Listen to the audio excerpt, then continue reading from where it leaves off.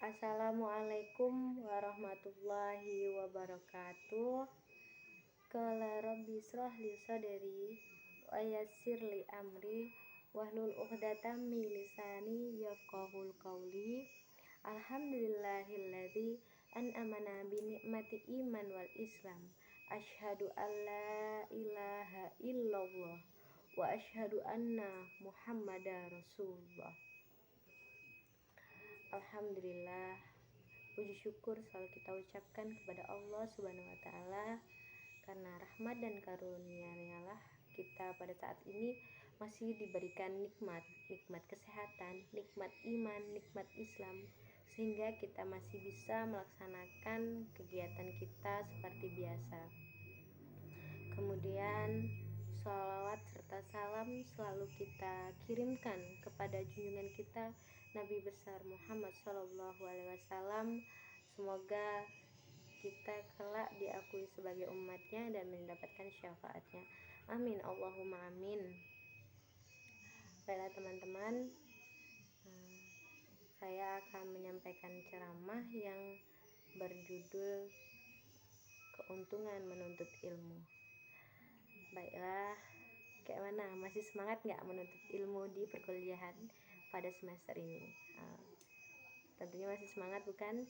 Karena orang yang menuntut ilmu itu orang-orang yang betul-betul beruntung, karena kita masih diberikan kesempatan menggali ilmu, mencari pengetahuan. Itu merupakan nikmat ya teman-teman. Walaupun banyak sekali rintangan, cobaan, misalnya terkendala kayak kita kuliah dari sekarang ini kan, kita terkendala jaringan, kita terkendala kuota kayak gitu kan. Itu nggak apa-apa, itu satu bentuk perjuangan kita untuk menuntut ilmu. Karena ada hadis yang mengatakan bahwa thalabul ilmi faridatun 'alal kulli muslim. Itu hadis riwayat Muslim yang artinya menuntut ilmu wajib bagi individu muslim. Ya teman-teman, karena menuntut ilmu itu wajib, jadi kita patut bersyukur kita masih diberikan kesempatan menuntut ilmu. Kayak mana sih hukumnya orang yang gak mau menuntut ilmu? Itu orang itu betul-betul merugi, ya, karena pengetahuannya tidak bertambah gitu. Jadi kita yang sekarang ini dalam proses menuntut ilmu atau thalabul ilmi ini, semoga diberikan kemudahan dan ilmunya itu bermanfaat bagi diri kita, orang lain, terutama untuk keluarga kita ya teman-teman ya. Di sini saya tidak banyak menyampaikan. Saya akan menyampaikan tentang keuntungan orang yang berilmu ya teman-teman ya. Seperti yang kita tahu bahwa orang yang menuntut ilmu itu nggak ada ruginya. Kenapa? Itu ya untuk diri kita sendiri. Nih ada beberapa keuntungan orang yang menuntut ilmu. Ini ada yang pertama itu, orang yang menuntut ilmu akan dipermudahkan jalan menuju surga. Seperti hadis riwayat Muslim yang artinya Allah akan mempermudah kaum muslimin yang menuntut ilmu. Nah, di sini maksudnya jalan menuju surga apa sih hubungannya sama ilmu? Nih, kita kan sebagai umat muslim itu kan beribadah. Dan kita juga berhubungan dengan manusia. Jadi ini kalau dengan ilmu kita tahu nih bagaimana cara kita bersikap kepada manusia dan kepada Allah. Kan kita tahu kan bentuk-bentuk ibadah kan. Jadi kalau kita tahu ilmunya, jadi kita tuh tepat gitu melakukan ibadah dengan benar. Itu kan jadi bentuk pahala untuk kita. Nah, itu bisa mempermudah kita jalan menuju surga. Kemudian ada lagi keuntungan umat muslim yang menuntut ilmu. dia tidak akan putus pahalanya.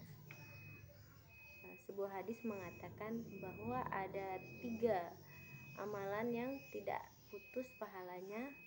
Yang pertama itu ada amal jariah, kemudian ada ilmu yang bermanfaat, kemudian ada doa anak soleh dan soleha. Wah, jadi kita yang mempunyai ilmu dan mengajarkannya kepada teman kita, adik kita, saudara kita, dan dipergunakan sama orang lain, itu pahalanya terus mengalir pada diri kita, teman-teman ya.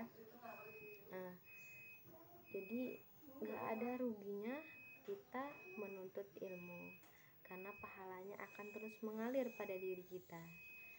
Jadi jangan pernah bosan, jangan pernah malas untuk selalu menuntut ilmu, karena pepatah mengatakan nih bahwa tuntutlah ilmu sampai ke negeri Cina. Wah, itu berbahasa Islam ya, ke negeri Cina. Wah, berarti kalau mencari ilmu itu nggak cukup gitu, cuman sebatas segini gitu. Nah, kita harus nambah sehingga kita tuh bisa jadi manusia yang berguna. Kemudian pepatah lagi mengatakan nih bahwa menuntut ilmu itu dari buayan hingga ke liang lahat. Begitu besarnya ya makna ilmu di dalam Islam. Jadi kita yang sekarang ini masih berkesempatan menuntut ilmu, dipergunakan sebaik-baiknya, karena ini merupakan suatu bentuk ibadah juga. Itu saja yang bisa saya sampaikan. Apabila ada kesalahan dalam kehilapan dalam penyampaian kata-kata dari pribadi diri saya sendiri, saya mohon maaf kepada para pendengar, karena kesalahan itu berasal dari diri saya dan kebenaran itu datangnya dari Allah Subhanahu wa Ta'ala. Kemudian saya tutup.